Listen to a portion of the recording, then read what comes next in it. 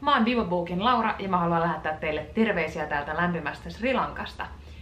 Tai jos ollaan ihan tarkkoja, niin silloin kun tää video ilmestyy, niin mä olen kyllä jo takaisin Suomessa ja takaisin arjessa, mutta ei anneta sen häiritä, vaan aletaan käydä läpi mun helmikuussa lukemia ja kuuntelemiani kirjoja.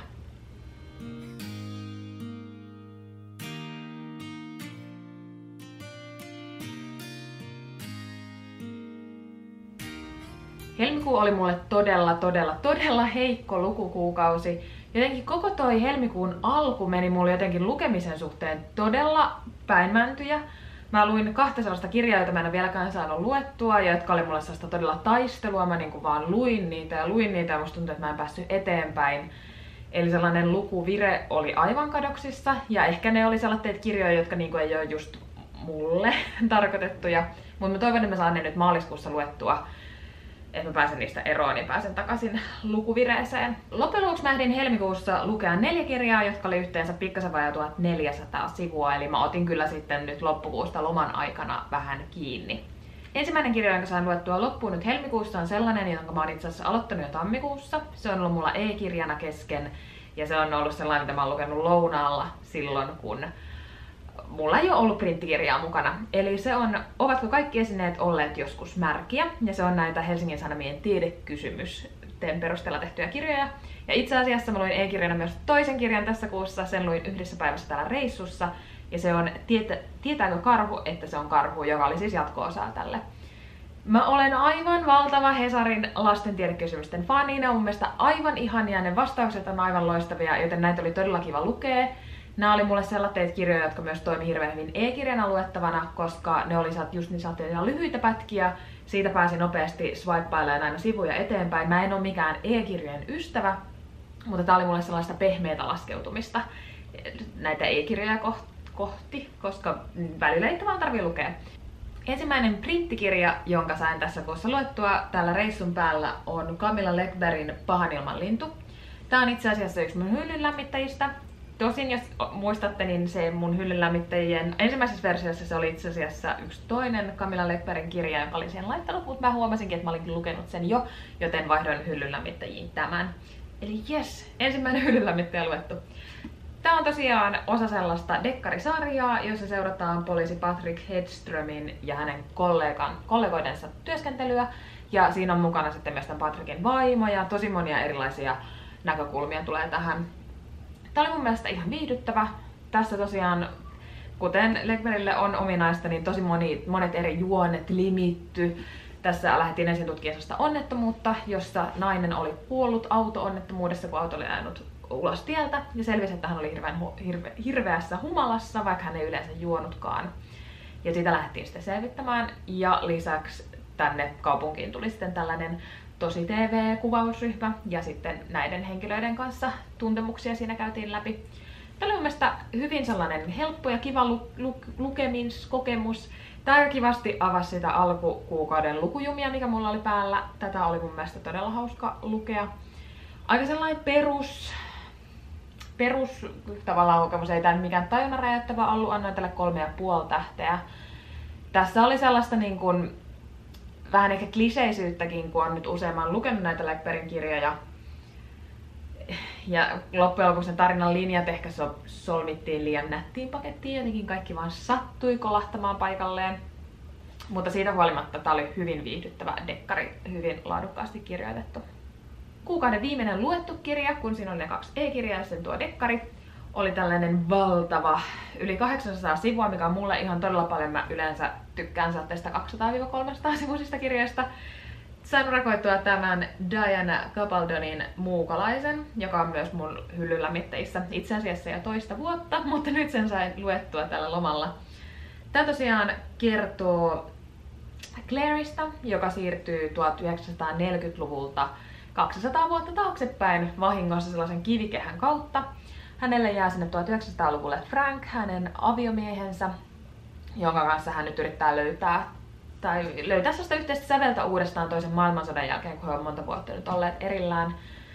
Mutta sitten yllättäen sieltä 1700-luvulta löytyy myös tällainen Jamie, joka on skotti, vähän sellainen alkukantainen, mutta kuitenkin omaan aikaansa nähden aika sivistynyt ja koulutettu. Ja Claire sitten no, hänenkin kanssa päätyy tekemisiin. Ja tässä tosiaan käydään läpi sitä, että pitäisikö hänen palata sinne 1900-luvulle vai jääkö hän sinne 1700-luvulle ja mitä sitten, pitääkö hänen yrittää estää tällaista skottikapinaa ja niin edelleen, niin edelleen. Mä itse asiassa ajattelin, että mä voisin tehdä tästä ihan erillisen videon tästä kirjasta, koska mä oon tosi paljon tykännyt siitä Outlander-sarjasta, joka on tehty tämän kirjasarjan perusteella. Ja olikin itse asiassa aika hauskaa lukea tällaista kirjaa, minkä kaikki tapahtumat mä tiesin, kun mä oon nähnyt sen sarjan. Tää oli mun mielestä myös ihan mukava lukukokemus, vaikka se oli vähän uuvuttava, kun tämä oli niin paksu tämä kirja. Mutta mä annan tällä 4 tähteä.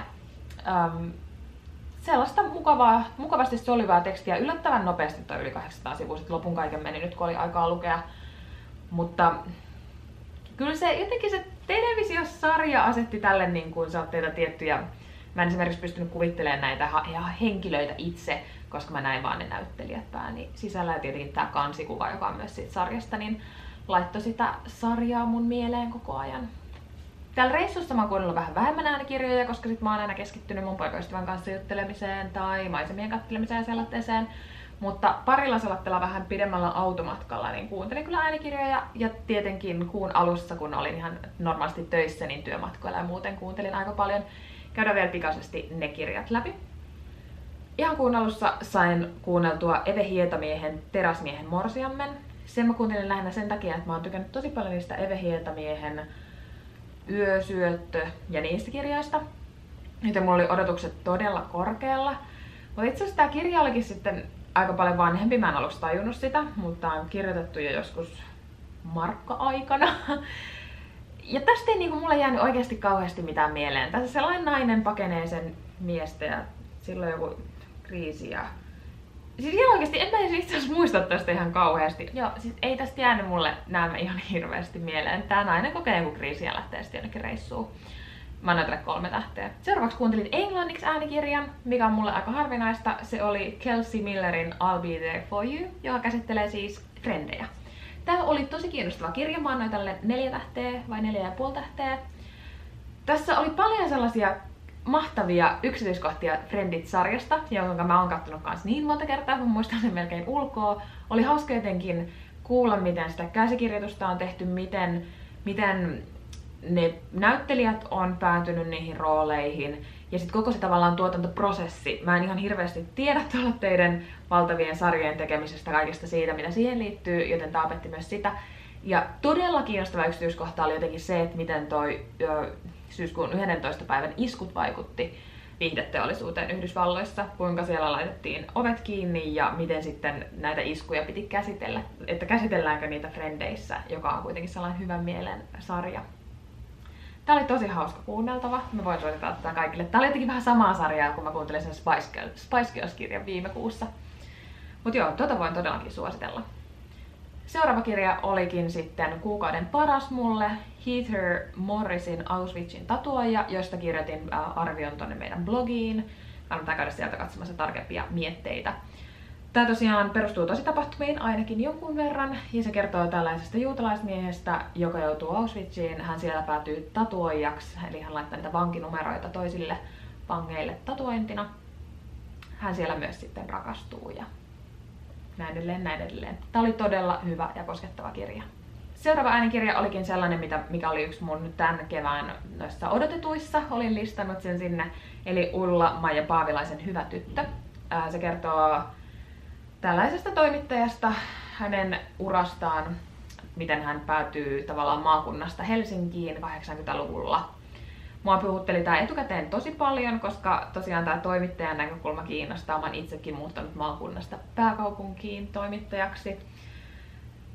Ja sitten se oli myös tosi kiinnostavaa, että millaista se on ollut olla 80-luvulla toimittajana. Täällä oli todella kriipejä yksityiskohtia jotenkin siitä, miten miehet suhtautuu naisiin, miten mieskuvaaja alkaa ehdotella naisille. Ja siis tosi ällöttäviä yksityiskohtia, jotka näin Me Too-aikana karmii selkäpiitä. Onneksi en itse ole tollasia joutunut kokemaan, vaikka jonkun verran myös olen sukupuolestani joutunut kuulemaan työssäni. Mutta tää oli vähän pettymys, tää ei jotenkin niinku puhutellut, tää ei mennyt sillä tavalla ihon alle.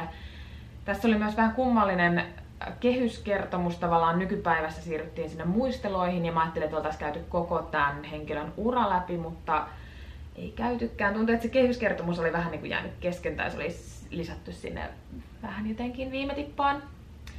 Annoin 2,5 tähteä.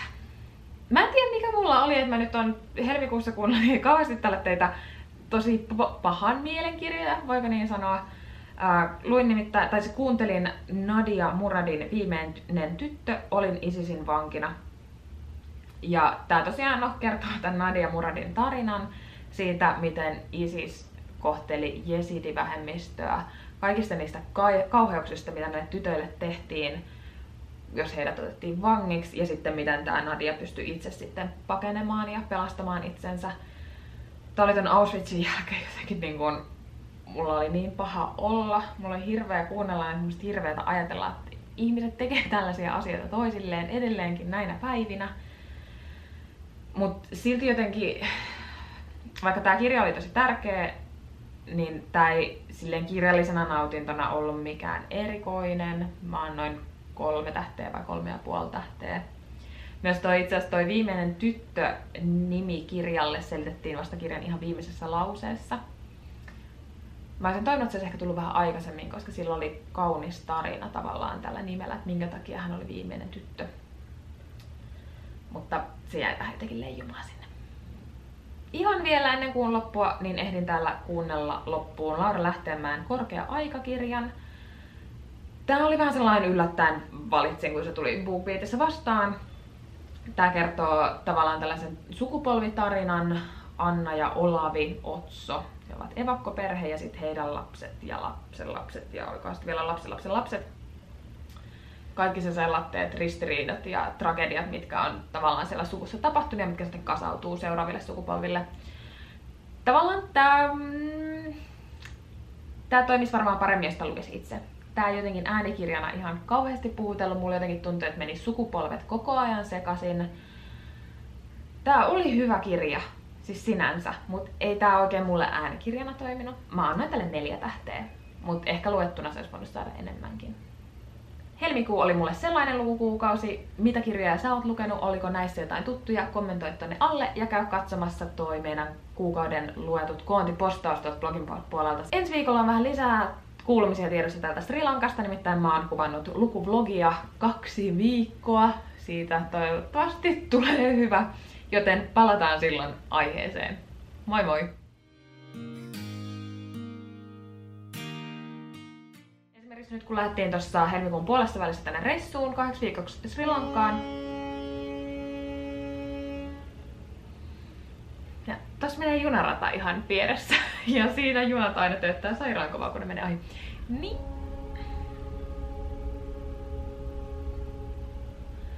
Ja ensimmäinen kirja, jonka nyt sitten täällä mun kuun toisella puolikkaalla oli tällä vähän paremmalla